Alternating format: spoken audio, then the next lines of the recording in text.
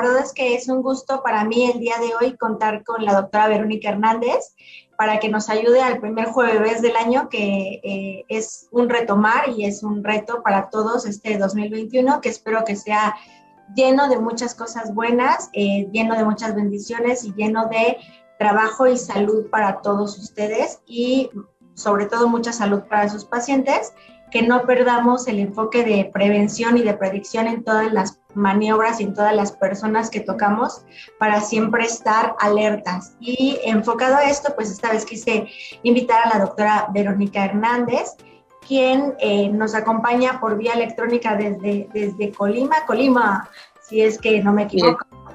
La ciudad de los cocos y las palmeras.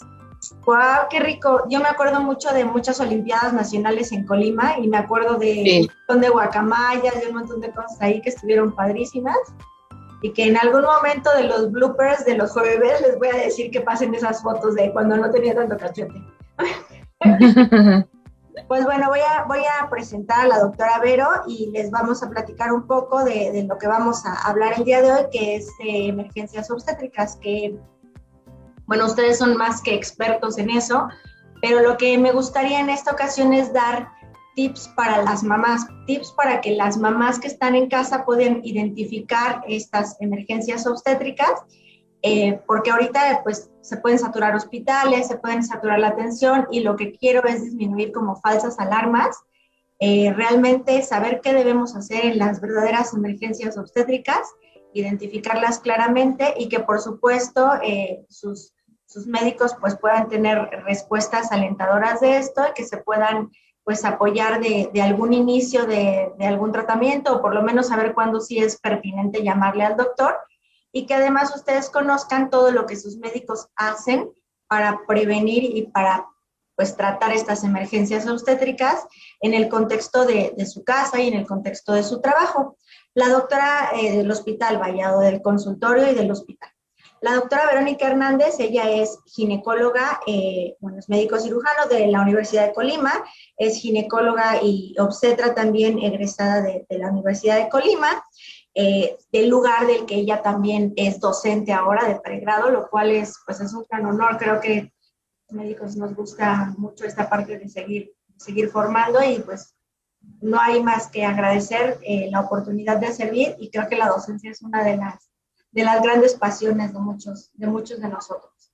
Y después, cuando yo la conocí, ella acababa de hacer medicina fetal en el INPER, que es una de mis grandes casas, y después hizo ahí mismo terapia intensiva, y bueno, después hizo la maestría en ciencias en la Universidad de Colima, y ahora la tenemos aquí con nosotros. Tiene una hermosa familia, tiene una niña preciosa, y es docente, trabaja en muchos cursos, ustedes la van a conocer porque trabaja en los cursos de ultrasonido de cuestiones perinatales con un grupo grande, y también tiene un centro que tiene un nombre precioso que se llama CREAR, que está en Colima, que es un centro de donde ustedes van a poder mandar a sus pacientes si conocen a alguien para que puedan referirla allá con ella, o cerca, ¿no? Guadalajara también supongo que te queda cerca, ¿no?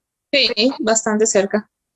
Pues bueno, vamos a empezar, Vero. La verdad es que quiero que seamos como puntuales y amenas, porque la idea es que platiquemos tú y yo de cómo se ven las cosas desde un panorama a lo mejor diferente, ¿no? A lo que nuestras pacientes o a lo que nuestros colegas pueden ver. Entonces, ¿qué es una emergencia obstétrica realmente? Bueno, se define la emergencia obstétrica como aquel signo, síntoma o patología que requiere una atención y como su nombre lo dice, esta atención debe ser lo más pronto posible. Es importante que dividamos las emergencias. Puede haber muchas clasificaciones, pero para empezar es las urgencias reales y las urgencias sentidas, que esto aplica en cualquier rama de la medicina, pero específicamente en el embarazo. Muchas veces, sobre todo las mamás primerizas, al desconocer un poquito qué es lo normal y los cambios esperados en el embarazo, tienen muchos síntomas y molestias que a veces no saben si es algo normal o si es algo que requiere una consulta o una atención incluso en el hospital. Entonces, eso es importante. ¿Cómo podemos diferenciar entre la real y la sentida? Pues durante el control prenatal uno como médico tiene la obligación junto con tu grupo de trabajo, de poder educar a la paciente y explicarle cuáles son los cambios normales esperados para cada trimestre y en qué momento deja de ser un cambio normal o esperado y pasa a ser una complicación del embarazo que requiere atención. Eso es en cuanto a la percepción de la emergencia, o sea, las reales y las sentidas. Después las podemos clasificar, a lo mejor puede ser o por trimestres.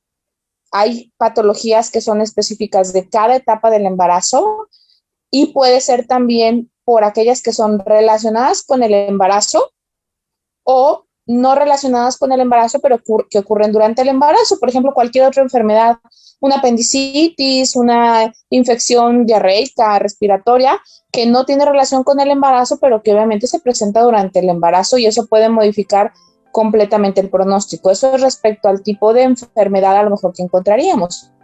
El otro también, dime. No, adelante, pero. La otra clasificación a lo mejor también podría ser por órganos y sistemas, o sea, qué cambios puede haber cardiopulmonar que sean en el embarazo normales o anormales, o hablando de cada uno de los órganos. La verdad es que lo más sencillo es clasificarlo por el trimestre y en base a eso irnos como a los más comunes que nos encontramos y en eso educar a nuestras pacientes de hasta dónde es normal, qué es normal y qué no es normal. También lo podríamos dividir en las que son emergencias maternas o fetales, que van mucho de la mano, pero a lo mejor no es lo mismo decir, bueno, la mamá tiene una presión, una hipertensión, una preeclampsia, le subió la presión, a decir, no, la mamá está sintiendo que se mueve menos su bebé, donde a lo mejor eso de decir se mueve menos, sí puede ser una emergencia fetal, pero a lo mejor no va a afectar en lo absoluto la salud de la mamá. Entonces, aquí algo bien importante es que uno como médico que se dedica al diagnóstico y al control del embarazo está ante dos pacientes y no podemos separar una de la otra. O sea, es la mamá y es el bebé que van de la mano y que además una cosa es el embarazo, pero no podemos dejar de pensar que la mujer pues tiene un cuerpo completo, por así decirlo, tiene cerebro, tiene corazón, tiene muchas partes que siguen funcionando bien o no tan bien con sí a pesar del embarazo. Y que vale mucho resaltar el punto, justo esto, ¿no? Que las mujeres la única enfermedad que no pueden tener durante el embarazo es infertilidad, ¿no? O sea, porque realmente pueden tener todo y esto todo. Un poco la clínica, ¿no? Revisar bien a tu paciente en el control prenatal, por lo menos en tu primera consulta, ¿no? Volverte a poner el estetos y darte cuenta de cómo se van desdoblando los ruidos del corazón conforme avanza el embarazo, ¿no? Y esto te va a ir diciendo qué es normal y qué no es normal. Pero nunca olvidar que lo que le atañe a un lado le va a pegar al otro, ¿no? Siempre tener muy en cuenta que lo que sucede en mamá sucede en bebé y a veces nos olvidamos, ¿no? Pensamos mucho, oye, este bebé está taquicárdico y no estamos pensando en que la mamá está también taquicárdica y quién sabe por qué está taquicárdica la mamá, ¿no? Es una de las cuestiones más importantes. Pero el día de hoy quisiera como que las mamás pudieran realmente detectar qué es lo que realmente debe de hacerlas llamar a su doctor durante el primero, el segundo y el tercer trimestre, porque creo que sí, todos los médicos debemos ser un poco más explícitos en estos cambios, ¿no? O sea, a veces cuando vemos en las consultas nos definimos o nos limitamos a decirles solamente estos son los datos de alarma, ¿no? Y esto es muy cortito y además es tan poquito pero tan inespecífico que las mamás que son primerizas se llevan 87,300 dudas, ¿no? Y esto es lo que hace que también te estén llamando por cosas que tú dices, pero tú tienes la culpa porque no les explicaste que eso podía suceder. Sí, además uno como médico que las ve a diferentes pacientes todos los días, a lo mejor está habituado con eso, porque ves a muchas pacientes, pero ella, pues sobre todo si es su primer embarazo, es la primera vez que lo siente y no sabe si lo siente o no. Entonces sí es bien importante, mucho de esto es qué tanta buena comunicación hay entre la paciente y el médico, precisamente para esta aclaración de las dudas. Okay. ¿Y cuáles serían verdaderas urgencias, verdaderas emergencias en el primero, segundo y tercer trimestre? De las más importantes, esa en cualquier trimestre y durante el puerperio es hemorragia. O sea, no hay ningún sangrado que sea normal durante el embarazo. Obviamente, a mayor magnitud del mismo, pues mayor es el riesgo de alguna complicación o de incluso la muerte, pero en ningún momento del embarazo es normal que la paciente sangre. Esto, dependiendo del trimestre, va a tener diferentes causas. A lo mejor en primer trimestre puede estar asociado a una amenaza de aborto o alguna otra complicación relacionada específicamente con el primer trimestre. En el puerperio tiene causas muy diferentes a las del embarazo, pero finalmente no es normal. O sea, cualquier sangrado que la mujer presente, inmediatamente debe avisarle a su médico y acudir a revisión. Hay otras, como decíamos, específicas de cada trimestre. Por ejemplo, en primer trimestre es normal o común que la mujer tenga náuseas, vómitos, dolor de cabeza, pero llega un punto en el que ya no es tan normal. Una mujer, por ejemplo, con demasiado vómito que no tolera en absoluto la vía oral, puede llegar a deshidratarse y a tener desequilibrio hidroelectrólico importante. Entonces, ¿hasta qué punto es normal? Pues hasta que le permite seguir comiendo. ¿Hasta qué punto ya no es normal? En el momento en que ya no puede consumir nada, que pierde kilos de peso de manera importante y que llega incluso a deshidratarse. Entonces, esos sí son puntos. Cualquier molestia, mientras sea leve,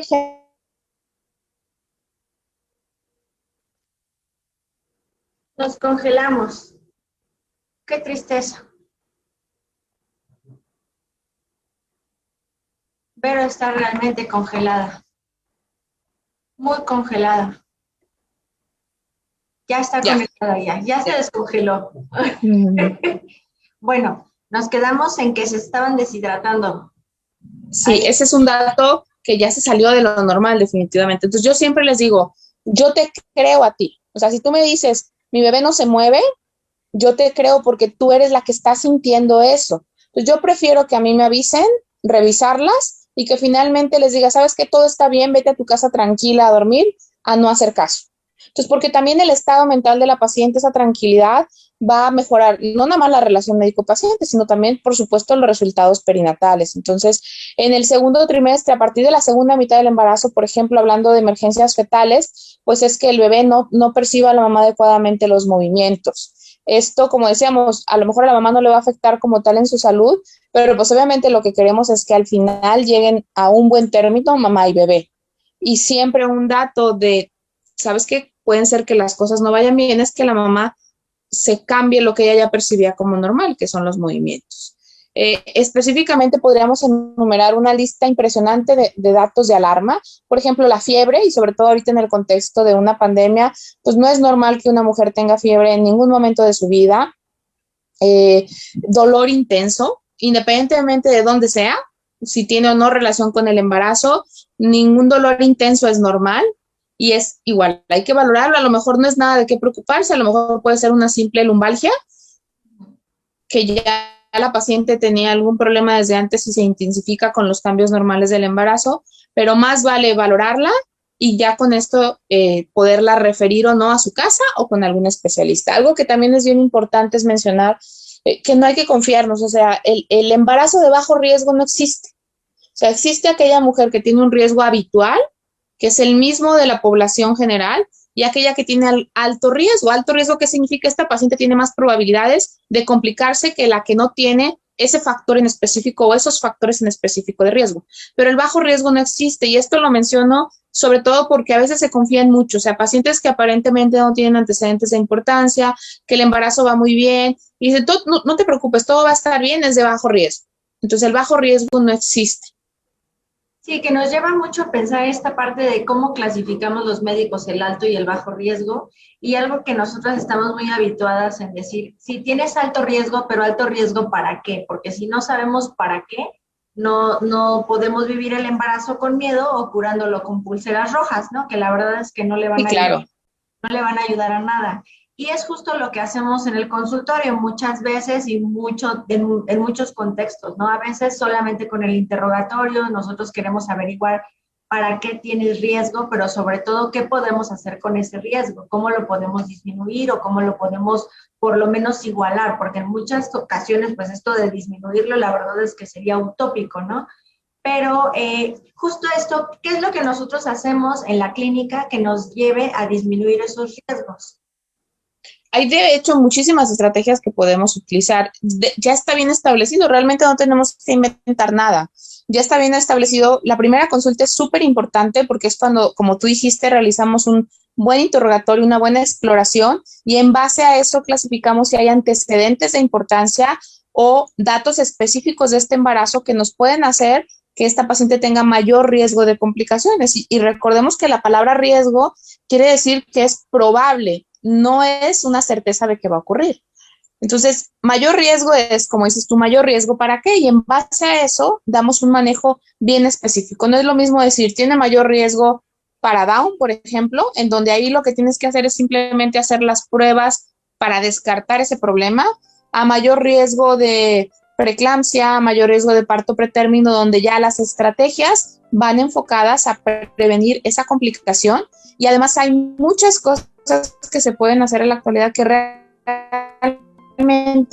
te determinan que ese riesgo baje de manera significativa, sin dejar de descuidar a la paciente. Este es un punto importante. Esas pacientes que entran a la categoría de alto riesgo, para lo que sea, ya no pueden llevar un control prenatal habitual. O sea, se modifica completamente este control prenatal sin asustarlas, porque también es algo bien importante. Cuando la paciente está con el especialista adecuado para el riesgo que ella tiene y para la patología, parte de este buen manejo es darle la tranquilidad de que está en buenas manos y que el médico que le está llevando su control del embarazo y el equipo con el que trabaja este médico va a hacer todo lo posible y está capacitado para diagnosticar oportunamente esas emergencias y darle un manejo oportuno. Nadie puede firmar un papel de decir, ¿sabes qué? Te aseguro que todo va a salir bien. Pero sí lo que podemos decir es, si estás con el equipo adecuado, tanto de personal, insumos, el hospital, etcétera, esto significa que independientemente del riesgo, te va a ir mejor a que si no estuvieras con este equipo adecuado, en el lugar adecuado, con el personal e insumos adecuados. Y que es justo lo que hacemos, ¿no? Nosotros lo que queremos es conformar un equipo con los ginecobstetras para mejorar los resultados de todas las pacientes, ¿no? Independientemente de que tú las cuides todas las consultas o las cuiden tus médicos, ¿no? Creo que una de las... Y es que eso también da tranquilidad a las pacientes, pero también, como dices tú, al médico tratante. Yo un ejemplo que pongo muy comúnmente es, pues no sé si a la mayoría de los médicos, pero a mí, por ejemplo, en la universidad sí me enseñaron cómo hacer una tinción de Papá Nicolau. Y si yo tomo un Papá Nicolau, yo no hago la tinción, yo se la mando al patólogo. ¿Por qué? Primero, porque él es el experto, y segundo, porque a mí me está quitando responsabilidad y un problema de qué pasa si ese estudio no está bien interpretado o si es anormal, y entonces la paciente requiere otro manejo diferente. Entonces es importante empezar a habituarnos a saber referir a las pacientes y no tener miedo de que es que si se la mando al especialista me la va a robar o no pasa nada. Simplemente le estás dando la mejor atención posible y la paciente lo reconoce. En la actualidad a mí me pasa que hay pacientes que ya llegan preguntando si se les va a hacer determinados el tamizaje de primer trimestre, etcétera, porque cada vez la información está más al acceso de las pacientes, ya sea por las redes sociales o incluso por las mismas amigas. Es que yo ya fui y me mandaron con fulanita de tal a hacerme tal estudio. Entonces, eso las pacientes lo van a reconocer y lo agradecen. Y es muy importante hacer equipo, sumar esfuerzos para el beneficio de todos, ¿no? Y vuelvo a las emergencias. ¿Qué onda con las hemorragias? ¿Cuándo pueden tratar una hemorragia en casa, por amor de Dios, y cuándo no? Nunca. Ay, ¿estás ahí? ¿Vero, estás ahí? Sí, estás ahí. Dime, bueno, como te escucho, pero estás congelada. Sí, ahora sí. Hacemos ya me escucho. Perfecto. Cualquier hemorragia, cualquier sangrado en el embarazo no es normal. Ningún sangrado en el embarazo es normal. Obviamente a mayor cantidad, mayor riesgo. En el primer trimestre un sangrado, lo primero que tenemos que descartar es que sea una amenaza de aborto o un aborto. Y en cuanto a cantidad, la manera en que a lo mejor uno como médico puede más fácil interpretar si es mucho o poquito, porque a lo mejor para entonces el color que una menstruación. Y a lo mejor eso puede servir un poquito para ver la cantidad de sangrado. Sí, sí, pero bueno, ya cuando es igual o mayor a una menstruación, no se trata para nada en su domicilio, ¿cierto? Como algo que iguale una No, por supuesto que no, requiere menstruación valoración, porque además, en ese momento. sí, ese es como para decir a partir de cuánto ya es mucho, por así decirlo. O Saber sea, si no mayor puede que una regla al día requiere revisión, porque incluso aunque esté en su casa, aunque yo fuera a revisarla a su casa, le puedo hacer un tacto y lo mido, que es una herramienta indispensable en nuestro consultorio. Entonces, para eso está un hospital o el consultorio para hacer el ultrasonido y nos dé un panorama completo de lo que está ocurriendo y cuál es la causa. Ahora, un momento súper importante cuando se manejan las hemorragias es en el tercer trimestre y en el puerperio, que van muy de la mano. O sea, eh, podemos predecir qué paciente va a sangrar a la hora del parto, que es uno de los momentos más importantes o cuando se presentan más comúnmente. No. O sea, hay pacientes que ya sabemos que tienen alto riesgo y que por supuesto tienen mayor riesgo de sangrar como una placenta previa, aquellas más raras que tienen algún problema de coagulación, etcétera. Pero lo que se ha visto cuando se analizan estos casos de hemorragias es que la mayoría de las pacientes no tienen un factor de riesgo aparente y aún así se presenta la hemorragia. Entonces, cuando hablas específicamente del manejo en casa, eh, a lo mejor yo tengo, por dedicarme a ver las pacientes ya complicadas y que me toca ver cómo se complican esas pacientes, yo siempre les digo que no. O sea, ni siquiera en el panorama actual de una pandemia está justificado que tengan un nacimiento en su casa. claro, Y claro, muchos a lo mejor me van a decir, bueno, es que nuestras abuelitas y las mamás que tenían, todos los tenían con la partera y a veces sola, efectivamente. Pero qué tan alta era la mortalidad materna y perinatal en aquel entonces. Entonces, afortunadamente, con sin y a pesar de nosotros, los bebés van a nacer sin ningún problema. Pero ese 1 a 10% que se va a complicar en su casa o en el hospital, lo mejor es que si se llega a complicar, tengamos todas las herramientas para el manejo de esas pacientes. Tanto el tener sangre disponible, tener los insumos, los medios diagnósticos, un ultrasonido, etcétera. Entonces, mi pregunta, ¿se recomienda o yo recomiendo un parto en casa? No. Así tajantemente no. Porque si ocurre una emergencia, no hay manera de que tú asegures que antes de 30 minutos, y más en ciudades tan grandes, por ejemplo, como el DF, donde no sabes cómo va a estar el tráfico, cómo va a estar los hospitales saturados, no saturados.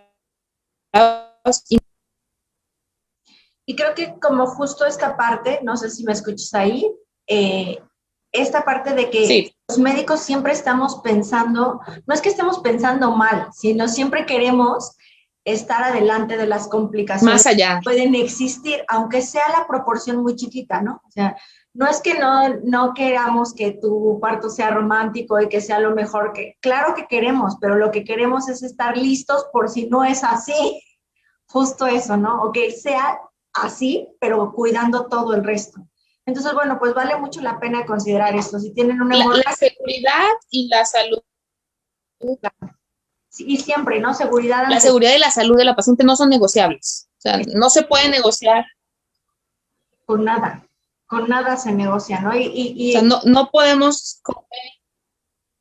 La seguridad de la paciente va de la mano de la seguridad del equipo que la está atendiendo y la confianza que está depositando en ella. Entonces, Claro. es muy importante. Otra de nuestras grandes complicaciones o grandes emergencias obstétricas sigue siendo la preeclampsia. Y tú eres una de las mujeres que más sabe de preeclampsia en este país.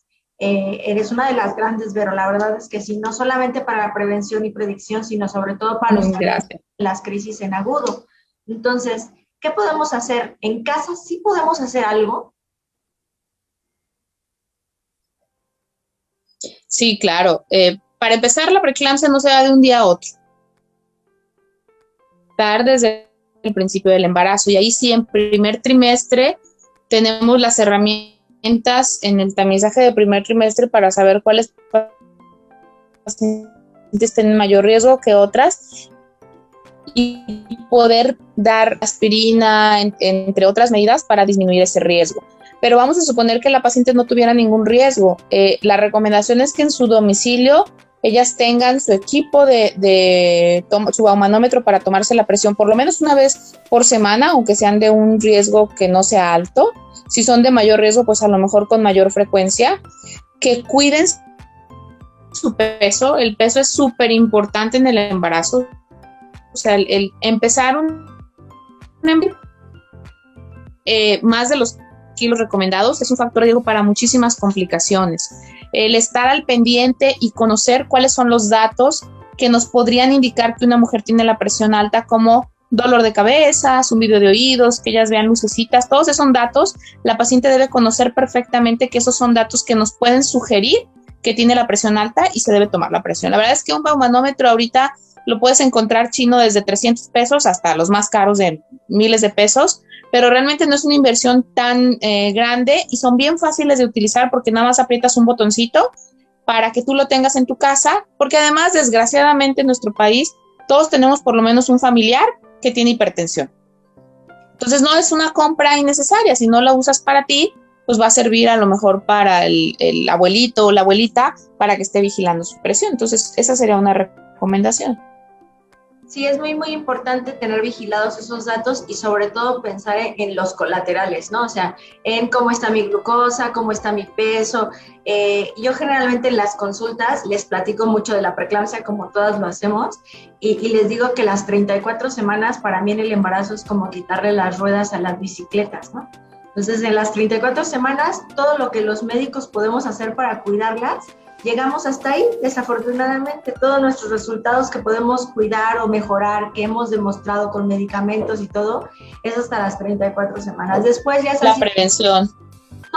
Solas, les toca. Y entonces en esta parte empieza a tomar mucha relevancia lo que ellas hicieron durante el embarazo y antes del embarazo, como esto de cuidar el peso, como tener hábitos saludables, como hacer un poco de ejercicio. Todo eso ayuda más a cuidar los resultados después de la semana 34 y hasta que nazca el bebé. Nosotros nos podemos encargar un poco antes, pero en ese momento toma mucha relevancia lo que ellas hicieron o dejaron de hacer. Entonces vale la pena considerar todo esto como un estilo de vida distinto, ¿no? Y nuestro último, que tú lo conoces bien también, es la trombosis. ¿Qué onda con la trombosis? Esa sí es una perrucha. Esa sí es más perra que la preeclampsia. En México tenemos lo peor del primer mundo y lo peor del tercer mundo. O sea, en los países de bajos recursos, las mujeres siguen muriendo y complicándose el embarazo con hemorragia y preeclampsia. Y los de países de primer mundo ya no tienen esas complicaciones, pero ahora las pacientes empiezan a morir de eso, de trombosis, de infartos, etcétera. Entonces, nosotros como país, quitando ahorita la pandemia como tal, el coronavirus, pero como país tenemos ambas complicaciones, o sea, preeclampsia, hemorragia e infección, que siguen siendo los primeros lugares, pero también está cobrando un punto muy relevante de la trombosis, sobre todo porque hay muchos factores que se están acumulando, que son factores de riesgo en nuestra población y en el mundo para trombosis. La mujer se embaraza cada vez a mayor edad, tiene más peso al embarazarse, es más sedentaria, etcétera. Entonces, nosotros ya conocemos como médicos cuáles son estos factores de riesgo para esa trombosis, sobre todo en el puerperio inmediato y en las semanas posteriores. Si son pacientes obesas, o sea, no deberíamos ni siquiera pensarlo, tendríamos que dar profilaxis para trombosis. El hecho de nuestras pacientes se vayan a empezar a presentar cada vez más porque tenemos mujeres más obesas, con menos movilidad y que ya de por sí sabemos que el embarazo es un estado protrombótico per se. Sí, vale mucho la pena y regresamos, ¿no? Esto sí lo podemos encontrar mucho en la clínica básica, es decir, tienes factores de riesgo y desde ahorita, ¿no? Y no, o sea, no tentarnos el corazón al final del embarazo y en el puerperio y considerar siempre la trombosis como uno de los factores de riesgo más importantes de complicaciones, aún en casos de hemorragia y por supuesto en casos de preeclampsia, ¿no? Siempre. Sí, es que a lo que voy es, como dices tú, o sea, la medicina cambia todos los días, pero hablando específicamente de estas patologías que estamos mencionando, ya hay muchas guías internacionales basadas en los mejores resultados posibles. Entonces, no tenemos que inventar nada. Ya está establecido cuáles serían los manejos adecuados en estas pacientes y a lo mejor en 10 años va a ser diferente. Sí, a lo mejor en 10 años. Pero en estos, pues... En 10 años todas tenemos tromboprofilaxis ya. No sí, le vamos a mejorar mucho el pronóstico. Bien, pero pues la verdad es que aparte de que me da mucho... Sí, desde que arreglamos nos van a dar aspirina. Qué fuerte. Yo creo que sí, que también valdrá que considerarlo, ¿no? Porque las adolescentes cada vez también son más obesas, tienen más resistencia a la insulina, sí, etcétera, etcétera. Pues hay que apostarle más bien a la medicina que no es tomada, pero que nos toma más tiempo, más esfuerzo y nos da más hueva, que es básicamente alimentarnos bien y hacer ejercicio, aunque nos choque. Siempre buscamos pastillas milagro. Ahorita se llama aspirina. Estilo de vida saludable. Pero te voy a cortar la sesión, pero la verdad es que te agradezco muchísimo que me hayas regalado este tiempo, que nos hayas regalado este tiempo a todos. En cuanto tengamos todo esto muy armado para que tú lo veas y le des el visto bueno, nos va a encantar que podamos hacer algunas otras cosas juntas. Por favor, salúdame mucho a la familia y por supuesto que envíanos los teléfonos para que todo el mundo te busque en Colima. Vas a ver, esto va a tener mucho, mucho por allá. Te mando un abrazo bien grande. Excelente año, Vero. Muchas gracias. Muchísimo gusto saludarte. Saludos a Majo, a tu esposo y a todo. Besos, cuídate. Bye.